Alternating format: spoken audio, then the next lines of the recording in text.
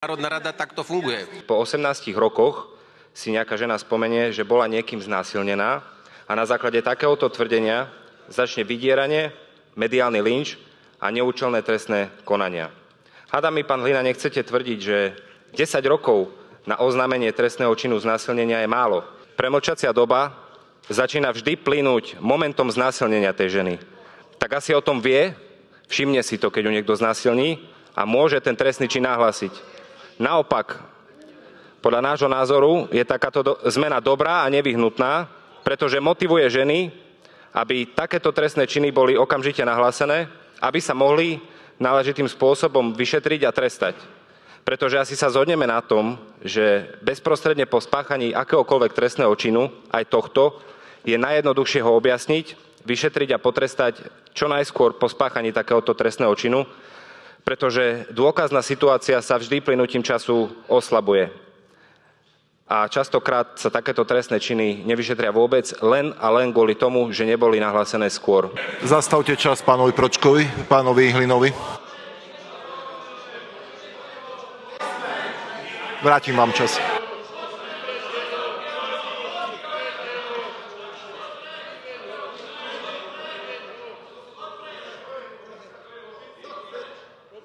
Viete, mne je tak zle z toho, čo tu momentálne odznieva, že som sa nechcela prihlásiť do faktickej. A už sa nechcem vôbec vrácať k tamtomu Andrewovi Tateovi z Výšu, lebo to skutočne slušne nedávam. Ale pán Gašpar, vy ste bol policajný prezident a história povie aký, ale nič neviete o tom, čo žena cíti, ako a kedy reaguje, koľko času potrebuje. A viete, ja som preživšia sexuálneho násilia a nikdy som si nemyslela, že to tu v tomto pléne poviem, obzvlášť s touto kumpániou, čo tu je.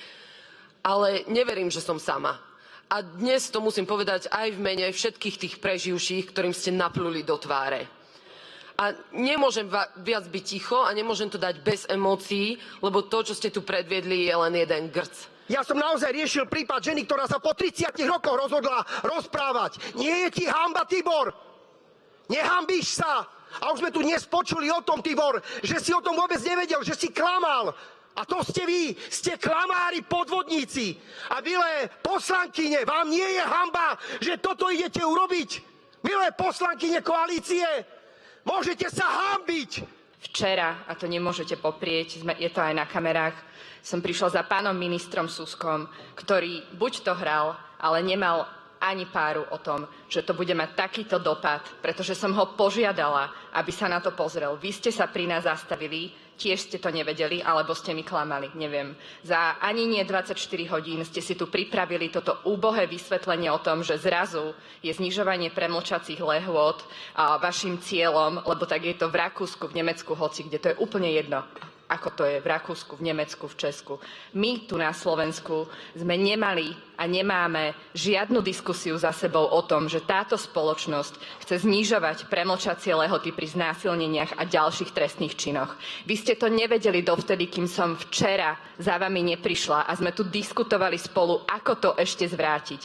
Ja som mala nádej, naschvál som to nehovorila verejne, aby som vám dala včera v druhom čítaní možnosť toto zmeniť. Vy ste to nevyužili a teraz žnete, čo ste zasiali. A mne je fakt ľúto, že sa to najmä, ak toto niekedy bude účinné, dotkne tých obetí. Je vám hanba.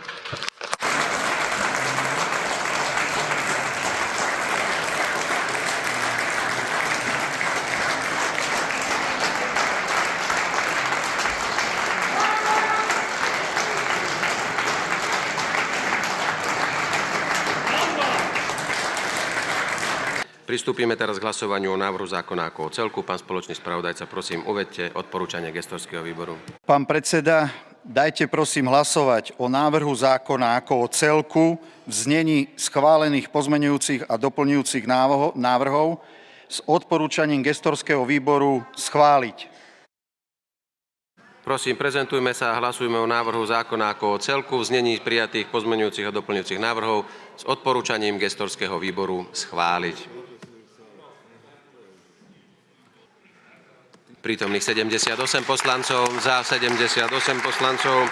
Konštatujem, že sme schválili vládny návrh novely trestného zákona. Mi sa veľmi ťažko hľadajú vhodné slova, lebo proste poslanec koalície ide po schodoch a povie mi, že aký emotívny výstup a usmieva sa, smeje sa mi do tváre. To sa budú do tváre smiať aj tým ženám, ktoré boli proste znásilnené. Toto je odkaz, ktorý stadiaľto z parlamentu chceme poslať obetiam. Takto hlboko sme klesli. Ja viem, že zarezali tú rozpravu, lebo to nemohli počúvať. Je to